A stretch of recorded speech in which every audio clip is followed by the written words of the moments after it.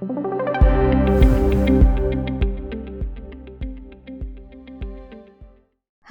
मैं हूं सी गुंजन राठौर। स्वागत करती हूं आप सभी का वेल्दी के यूट्यूब चैनल पे।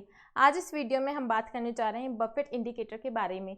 तो आखिर ये इंडिकेटर आपको क्या बताता है? ये इंडिकेटर आपको मार्केट में सही समय बताता है निवेश करने का।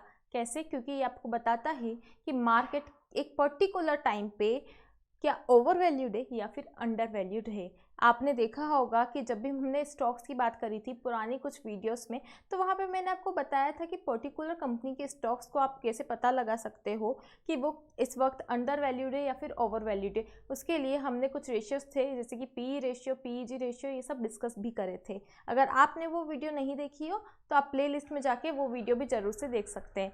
तो यहाँ पे हम बात करने वाले हैं किसी पर्टिकुलर स्टॉक के लिए नहीं, बल्कि मार्केट एज अ होल के लिए।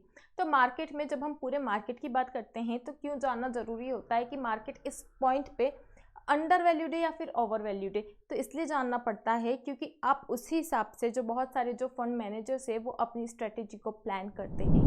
नॉर्मली ये इंडिकेटर डेवलप्ड कंट्रीज़ में तो काफ़ी ज़्यादा पॉपुलर है ही, साथ ही हमारी इंडिया जैसी कंट्री में भी इस इंडिकेटर का यूज़ हुआ करता है। तो आखिर जानते हैं कि इंडिकेटर का एग्जैक्टली फॉर्मूला होता क्या है। तो इसका फॉर्मूला है market cap of all the companies in stock market divided by GDP of the economy. तो आखिर आप कहेंगे अब मार्केट कैप क्या होता है? मार्केट कैप मतलब होता है market price into multiplied by number of shares. तो आपको यहाँ पे क्या करना है, आपको सारी जो भी मार्केट में लिस्टेड जो कंपनीज है उनका मार्केट कैप निकाल के और उनके जो सम है उसको डिवाइड कर देना है जीडीपी से। तो इससे आपका बफेट इंडिकेटर निकल के आ जाता है। साथ ही आप market cap divided by GDP को इनटू 100 भी कर सकते हो, क्योंकि ये जो इंडिकेटर होता है ये परसेंटेज फॉर्म में हुआ करता है। तो ऐसे में इसको मल्टीप्लाई करके 100 से आप इसकी परसेंटेज फॉर्म निकाल सकते हैं। तो ये हमने बात करी कि किस तरीके से ये जो इंडिकेटर है वो निकाला जा सकता है। तो अब बात करते हैं कि आखिर पता कैसे चलेगा कि मार्केट जो है वो अंडर वैल्यूड है या फिर ओवर वैल्यूड है। तो जब भी ये इंडिकेटर हायर साइड पे शो होता है तो इसका मतलब होता है मार्केट का ओवर वैल्यूड होना। वहीं अगर ये इंडिकेटर लोअर साइड पे होता है, इट मीन्स होता है कि मार्केट अंडर वैल्यूड है। तो जब भी मार्केट अंडर वैल्यूड होता है मतलब कि वही एक राइट टाइम होता है मार्केट में प्रवेश होने का। साथ ही जब भी आपको लगे कि मार्केट ओवर वैल्यूड है तो उस वक्त आपको जो मार्केट में एंट्री है वो अवॉइड करना चाहिए, क्योंकि मार्केट जो है वो काफ़ी ज़्यादा महंगा चल रहा है।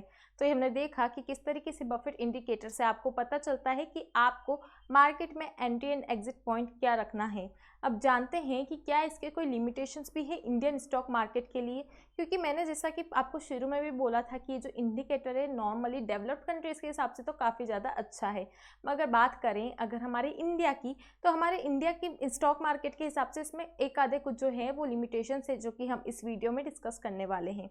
तो आप इस वीडियो को पूरा ज़रूर देखिए ताकि आपको पता चले कि आपको ये इंडिकेटर जो है वो कितना आपके इंडियन स्टॉक मार्केट के हिसाब से रिलायबल है या नहीं है।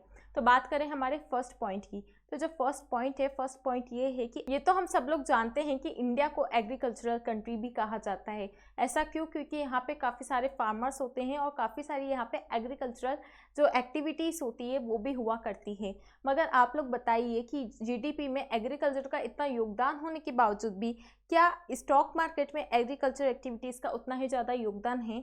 तो आप आखिर जब आप मार्केट कैप को कंपैरिजन करने जा रहे हो जीडीपी से, तो आपको नहीं लगता है कि एक जो बहुत इंपॉर्टेंट सेक्टर है जो एग्रीकल्चर का सेंटर है वो तो मिस आउट ही हो रहा है?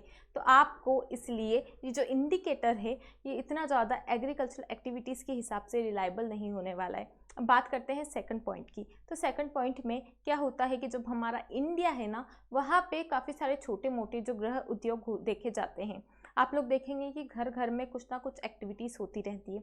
अब जीडीपी में ऐसी एक्टिविटीज़ का भी तो योगदान होता है, लेकिन क्या ये जो एक्टिविटीज़ हैं इन्हें मार्केट कैप में काउंट कर सकते हैं? बिल्कुल नहीं, क्योंकि ऐसी जो छोटी मोटी जो एक्टिविटीज़ हो रही है वो हमारे इंडियन स्टॉक मार्केट में ऐसी कंपनीज तो लिस्टेड नहीं है ना। वो तो छोटे मोटे गृह उद्योग हैं जो आपकी जो होम पे एक्टिविटीज़ ही तो हो रही हैं।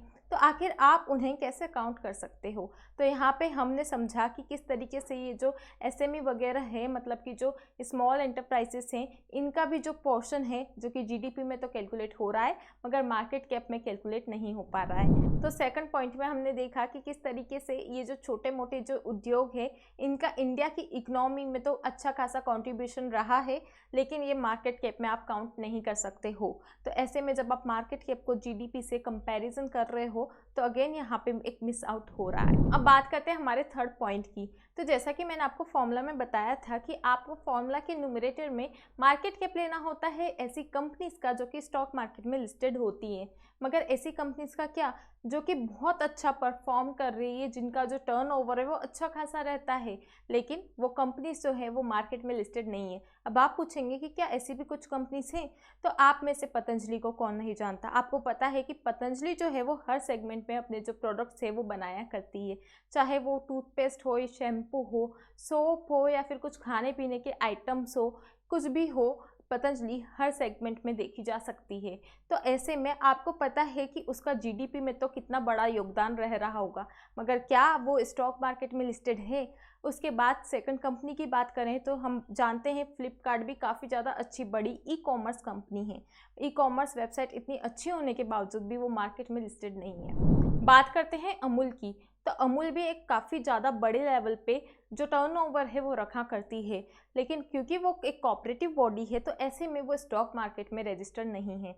तो हमने क्या देखा, हमने देखा कि कुछ ऐसी कंपनीज भी हैं जो कि काफ़ी अच्छा खासा जीडीपी में योगदान दे रही है, लेकिन उन्हें आप मार्केट कैप में इंक्लूड नहीं कर सकते हो। तो यहाँ पे भी काफ़ी ज़्यादा जो आपको मिस आउट है वो देखने को मिल रहा है। तो आखिर जब आप दो चीज़ों को कंपैरिजन कर रहे हो तो आप देख रहे हो कि जीडीपी में तो काफ़ी सारी ऐसी चीज़ें इंक्लूडेड है जिन्हें कि हम मार्केट कैप में इंक्लूड नहीं कर पा रहे हैं। तो क्या आप देखेंगे कि अब डेवलप्ड कंट्री में आखिर ये चीज़ें क्या ये लिमिटेशंस नहीं हुआ करती है, वहाँ पे ये जो चीज़ें हैं वह थोड़ी सी कम हो जाती है, क्योंकि हमारी डेवलपिंग कंट्री है तो हमारे पास जो है वो छोटे मोटे उद्योग ज़्यादा होते हैं, हमारे पास जो एग्रीकल्चर लेवल की एक्टिविटीज़ वो थोड़ी ज़्यादा होती है, मगर डेवलप्ड कंट्रीज़ में जो मेजर पोर्शन होता है वो ऐसी ही कंपनी से आता है जो कि ऑलरेडी स्टॉक मार्केट में लिस्टेड होती हैं। तो एक थोड़ा सा ये डिफरेंस होता है। तो अब आप बोलेंगे कि आखिर ये जो लिमिटेशंस है क्या डेवलप्ड कंट्रीज़ में नहीं देखी जाती है, तो वहाँ पे ये लिमिटेशन इतनी ज़्यादा मायने नहीं रखती है, क्योंकि वहाँ पे जो जीडीपी का जो मेजर पोर्शन होता है वो ऐसी ही कंपनी से आता है जो कि बड़े बड़े जो बिजनेसेस वगैरह होते हैं और जो ऑलरेडी स्टॉक मार्केट में लिस्टेड हुआ करते हैं। मगर क्योंकि हमारी कंट्री, हमारा इंडिया अभी डेवलपिंग स्टेज पे है, तो यहाँ पे काफ़ी सारे छोटे मोटे उद्योग होते हैं जिनका जीडीपी में अहम भूमिका होती है। काफ़ी सारी जो एग्रीकल्चरल एक्टिविटीज़ होती है जो अगेन जो जीडीपी में एक इम्पॉर्टेंट रोल प्ले करती है। तो इसलिए ये छोटी मोटी जो लिमिटेशंस है उसकी वजह से जो ये हमारा इंडिकेटर है वो इतना ज़्यादा एक्यूरेट रिफ्लेक्ट नहीं कर पाता है। तो क्या आप ये समझें कि हम इसे यूज़ नहीं कर सकते, तो ऐसा बिल्कुल भी नहीं है। हालांकि ये बहुत ज़्यादा रिलायबल होता है डेवलप्ड कंट्रीज़ के लिए, मगर थोड़ी बहुत कमियों को छोड़ते हुए आप इसे इंडियन स्टॉक मार्केट में भी यूज़ कर सकते हैं। तो उम्मीद है कि आपके जो डाउट्स हैं बफेट इंडिकेटर के लिए वो क्लियर हुए होंगे इस वीडियो के थ्रू। और अगर आपको कोई और डाउट है तो प्लीज़ कमेंट सेक्शन में ज़रूर से लिखिएगा। अगर वीडियो आपको इन्फॉर्मेटिव लगी हो तो प्लीज़ लाइक ज़रूर करिएगा इस वीडियो को, और साथ ही हमारे चैनल को सब्सक्राइब करना न भूलना। हेल्थ की बात आती है तब डॉक्टर की याद आती है, मगर जब वेल्थ की बात आती है तब किसकी याद आती है। फाइनेंशियल मार्केट में इंटरेस्ट रखते हो क्या? आप एक ऐसा बिजनेस ढूंढ रहे हो जिसकी कि अनलिमिटेड अर्निंग पोटेंशियल हो विथ जीरो इन्वेस्टमेंट? अगर आप एक सीए हो, स्टॉक ब्रोकर हो, एलआईसी एजेंट हो, बैंकर हो या फिर म्यूचुअल फंड डिस्ट्रीब्यूटर हो और अपने क्लाइंट्स की वेल्थ प्लानिंग करके अर्न करना चाहते हो, तो आज ही बनो वेल्दी के वेल्थ पार्टनर, जहां आपको मिलेंगे 150 plus financial product, trainings, timely पे आउट एंड फुल सपोर्ट। तो सोचो मत, बस इस वीडियो के डिस्क्रिप्शन बॉक्स में जाओ और वहाँ दिए गए लिंक से ऐप को डाउनलोड करो। और हाँ, एक बात और, जैसे आपकी फर्स्ट सेल कंप्लीट होगी वैसे ही आपको मिलेगा 1000 रुपीज़ का बोनस। तो think wealthy, get wealthy. Thank you.